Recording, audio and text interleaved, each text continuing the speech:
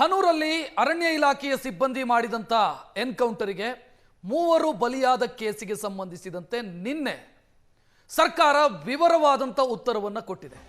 ಯಾಕಾಗಿ ಎನ್ಕೌಂಟರ್ ಮಾಡಬೇಕಾಯಿತು ಅನ್ನುವಂತ ಉತ್ತರವನ್ನು ಕೊಟ್ಟಿದೆ. ಆದರೆ ಸರ್ಕಾರ ಉತ್ತರ ಕೊಟ್ಟ ಬಳಿಕವೂ ಕೂಡ ಅನುಮಾನ ಬಗೆಹರಿತಾ ಇಲ್ಲ.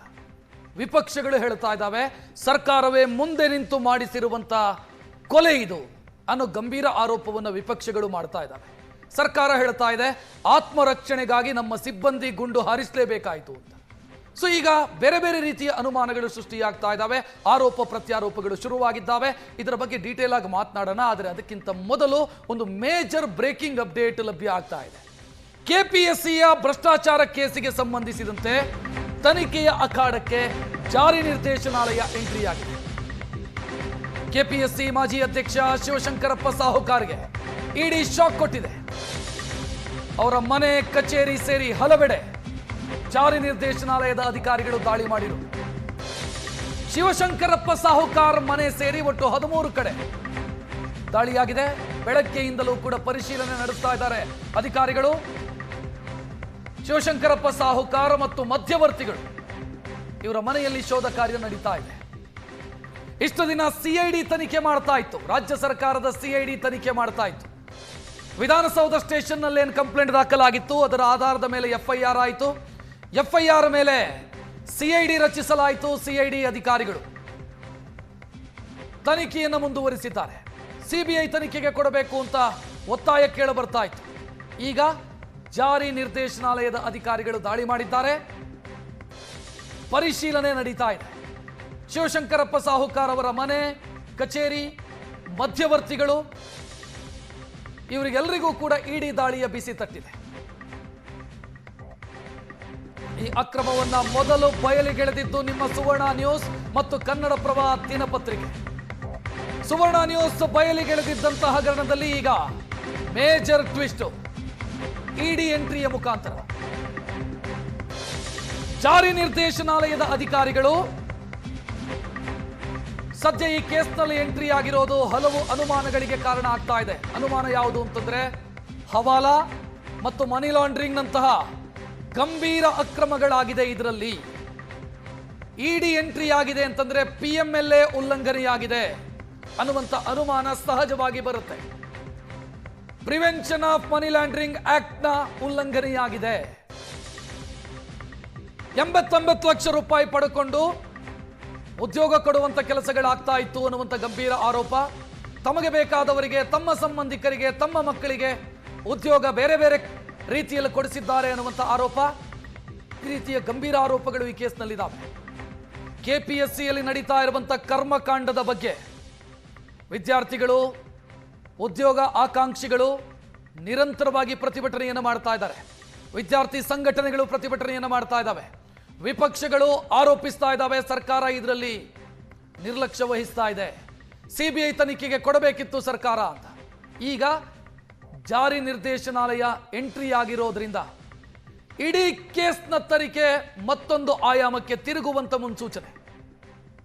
ಬೆಳ್ಳಂಬೆಳಗ್ಗೆ ಶಿವಶಂಕರಪ್ಪ ಸಾಹುಕಾರ್ಗೆ ಇಡಿ ಅಧಿಕಾರಿಗಳು ಶಾಕ್ ಕೊಟ್ಟಿರೋದು. ಒಟ್ಟು 15 ವಾಹನಗಳಲ್ಲಿ ಬಂದಿದ್ದಾರೆ ಇಡಿ ಅಧಿಕಾರಿಗಳು. ನ್ಯೂ ಬಿಎಲ್ ರಸ್ತೆಯ ಸೀನಪ್ಪ ಲೇಔಟ್ನ ಫ್ಲಾಟ್ ಒಂದರ ಮೇಲೆ ದಾಳಿಯಾಗಿದೆ.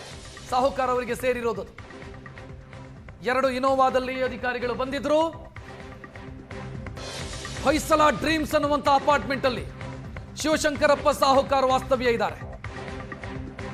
ಸದ್ಯ ದಾಖಲೆಯ ಪರಿಶೀಲನೆಯ ಕೆಲಸವನ್ನು ಅಧಿಕಾರಿಗಳು ಮಾಡ್ತಾ ಇದ್ದಾರೆ.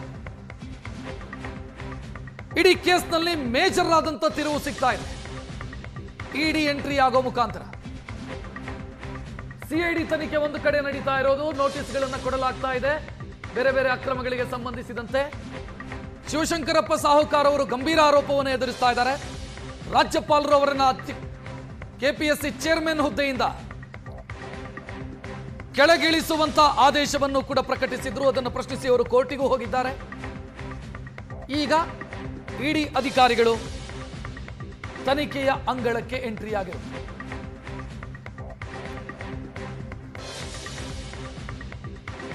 ಹೆಚ್ಚಿನ ಡೀಟೇಲ್ ನೀಡೋದಕ್ಕೆ ನಮ್ಮ ಪ್ರತಿನಿಧಿ ಕಿರಣ್ಣ ನೇರ ಸಂಪರ್ಕದಲ್ಲಿ.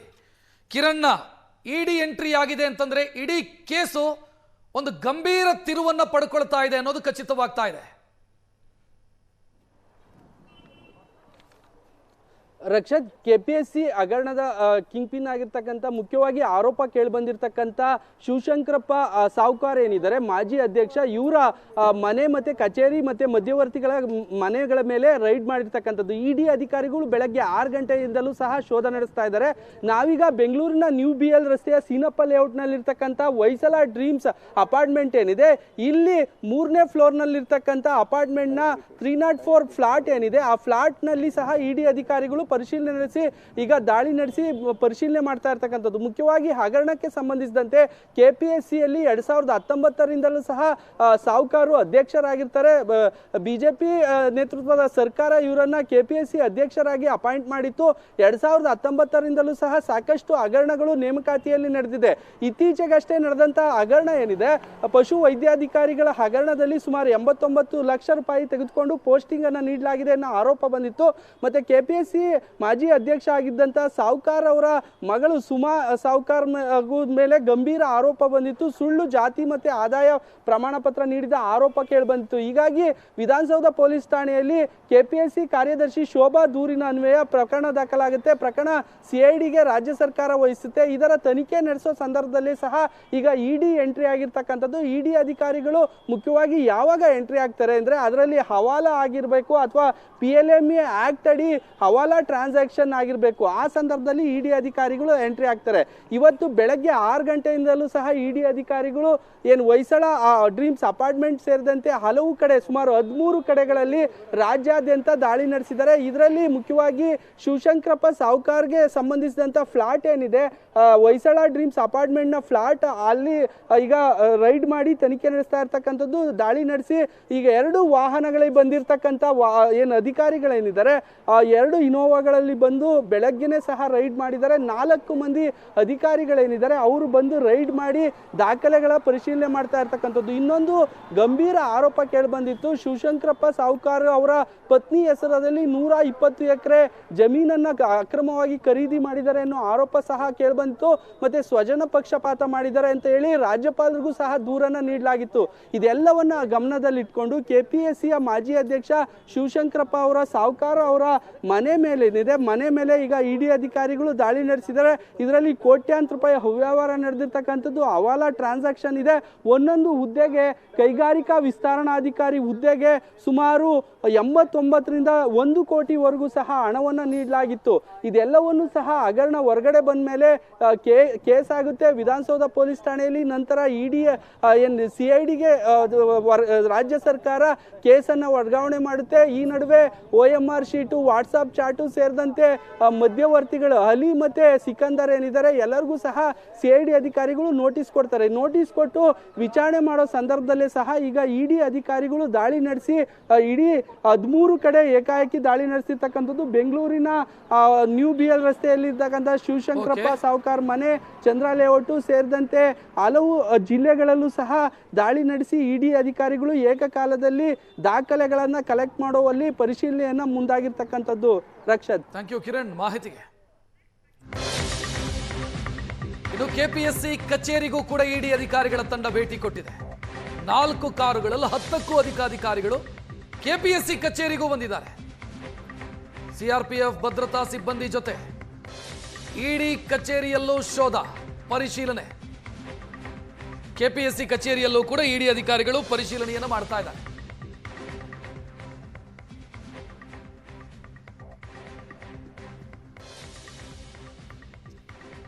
ಹೆಚ್ಚಿನ ಡೀಟೇಲ್ ನೀಡೋದಕ್ಕೆ ನಮ್ಮ ಪ್ರತಿನಿಧಿ ಮುತ್ತಪ್ಪ ಕೆಪಿಎಸ್ಸಿ ಕಚೇರಿ ಬಳಿಯಿಂದ ನೇರ ಸಂಪರ್ಕದಲ್ಲಿ.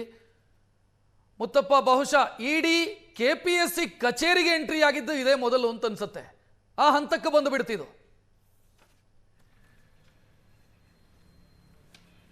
ಹೌದು ರಕ್ಷತ್, ತನಿಖಾ ತಂಡಗಳು ಇದೇ ಮೊದಲ ಬಾರಿಗೆ ಕೆಪಿಎಸ್ಸಿ ಕಚೇರಿಗೆ ಬಂದು ತನಿಖೆ ಮಾಡುವಂತಹ ಕೆಲಸಕ್ಕೆ ಮುಂದಾಗಿರುವಂಥದ್ದು. ಇತಿಹಾಸದಲ್ಲೇ ಯಾವತ್ತೂ ಕೂಡ ತನಿಖಾ ತಂಡಗಳು KPSCಗೆ ಬಂದು ಅದರ ಹಗರಣವನ್ನು ತನಿಖೆ ಮಾಡಿದ್ದು ಇದುವರೆಗೂ ಕೂಡ ಉದಾಹರಣೆಗಳಿಲ್ಲ. ಆದರೆ ಇವತ್ತು 4 ಕಾರುಗಳಲ್ಲಿ 10ಕ್ಕೂ ಅಧಿಕ ಅಧಿಕಾರಿಗಳು ಕೇಂದ್ರ ಭದ್ರತಾ ಸಿಬ್ಬಂದಿಗಳ ಜೊತೆಗೆ ಈಗಾಗಲೇ KPSC ಕಚೇರಿಗೆ ಬಂದಿರುವಂಥದ್ದು. ಈಗ ನೋಡ್ತಿರುವಂತಹ ಈ ಒಂದು ಕಟ್ಟಡ ಒಳಭಾಗದಲ್ಲಿ ಇಡಿ ಅಧಿಕಾರಿಗಳು ಪ್ರವೇಶವನ್ನು ಪಡೆದುಕೊಂಡಿದ್ದಾರೆ. ಯಾಕಂದ್ರೆ 2019 ಸೆಪ್ಟೆಂಬರ್ 3ನೇ ತಾರೀಕಿನಂದು ಸಾಹುಕಾರ ಶಿವಶಂಕರಪ್ಪನವರು KPSC ಅಧ್ಯಕ್ಷರಾಗಿ ನೇಮಕರಾಗ್ತಾರೆ. ಆಗಿನಿಂದ ಕಳೆದ ಅವರು ಯಾವಾಗ ಅಧ್ಯಕ್ಷ ಸ್ಥಾನದ ಕೆಳಗಿಳಿತಾರೋ ಅಲ್ಲಿವರೆಗೂ ಕೂಡ ಸಾವಿರಾರು ನೇಮಕಾತಿಗಳು, ಸರ್ಕಾರಿ ನೇಮಕಾತಿಗಳು ಕೂಡ ಅವರ ಕಾಲಾವಧಿಗಳೇ ಆಗಿದೆ. ಈ ಕಾಲಾವಧಿಗಳಲ್ಲಿ ಆದಂತಹ ನೇಮಕಾತಿಗಳಲ್ಲಿ ಕೆಲವೊಂದಿಷ್ಟು ಅಕ್ರಮ ನಡೆದಿದೆ, ಹಣಕಾಸು ಪಡೆದುಕೊಂಡು ಅವರನ್ನ ನೇಮಕಾತಿ ಮಾಡಲಾಗಿದೆ ಅನ್ನೋ ಆರೋಪಗಳು ಕೂಡ ಕೇಳಿ ಬಂದಿತ್ತು. ಕಳೆದ ಹಲವು ದಿನಗಳ ಹಿಂದೆ ಏಷ್ಯಾನೆಟ್, ಸುವರ್ಣ ನ್ಯೂಸ್ ಮತ್ತೆ ಕನ್ನಡಪ್ರಭ ಈ ಒಂದು ಸುದ್ದಿಯನ್ನು ಕೂಡ ಪ್ರಕಟ ಮಾಡಿತ್ತು. ಅದಾದ ನಂತರದಲ್ಲಿ ಕೆಲವೊಂದಿಷ್ಟು ಆಡಿಯೋಗಳು, ಕೆಲವೊಂದಿಷ್ಟು ವಿಡಿಯೋಗಳು ಕೂಡ ಸಾಕ್ಷಿ ಎಂಬಂತೆ ಹೊರಬಿದ್ದಿತ್ತು. ಇದೆಲ್ಲರ ಆಧಾರದ ಮೇರೆಗೆ ಇಡಿ ಅಧಿಕಾರಿಗಳಿಗೆ ಒಂದು ದೂರು ಹೋಗುತ್ತೆ. ಎಲ್ಲೋ ಒಂದು ಕಡೆ ಕರ್ನಾಟಕ ಲೋಕಸೇವಾ ಆಯೋಗದಲ್ಲಿ ಆದಂತಹ ನೇಮಕಾತಿಗಳಲ್ಲಿ ಮನಿ ಲ್ಯಾಂಡ್ರಿಂಗ್ ಆಗಿರಬಹುದು ಅನ್ನೋ ಒಂದು ಆರೋಪದಲ್ಲಿ ಬೆಳಗಿನ ಜಾವ ಇಡಿ ಅಧಿಕಾರಿಗಳು ಸಾಹುಕಾರ ಶಿವಶಂಕರಪ್ಪರವರ ನಿವಾಸ ಸೇರಿದಂತೆ ಅವರ ಜೊತೆಗೆ ಇದ್ದಂಥವರ ಎಲ್ಲರ ಮನೆ ಮೇಲೂ ಕೂಡ ದಾಳಿಯನ್ನ ಮಾಡಿದ್ರು. ಇದೀಗ 4 ಗಾಡಿಗಳಲ್ಲಿ 10ಕ್ಕೂ ಅಧಿಕ ಇಡಿ ಅಧಿಕಾರಿಗಳು ಕೇಂದ್ರ ಭದ್ರತಾ ಸಿಬ್ಬಂದಿಗಳನ್ನ ಜೊತೆಗೆ ಬಂದು ಈಗ ಇಲ್ಲಿರುವಂತಹ ಕಾರ್ಯದರ್ಶಿಯವರ ಕಚೇರಿಗೆ ಬಂದಿರುವಂತದ್ದು.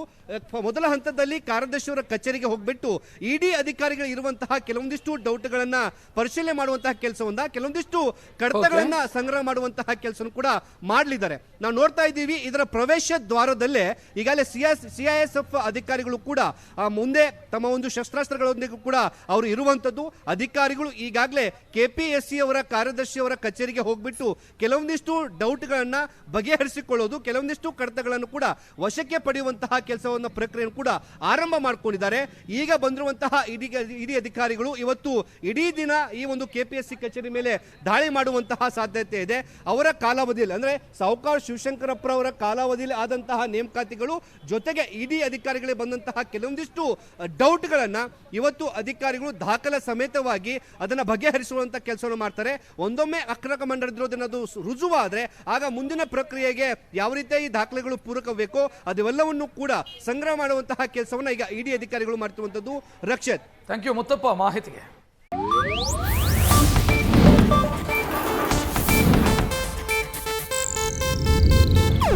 ಇದು ಏಷ್ಯಾನೆಟ್ ನ್ಯೂಸ್ ನೆಟ್ವರ್ಕ್ ಪ್ರಸ್ತುತಿ.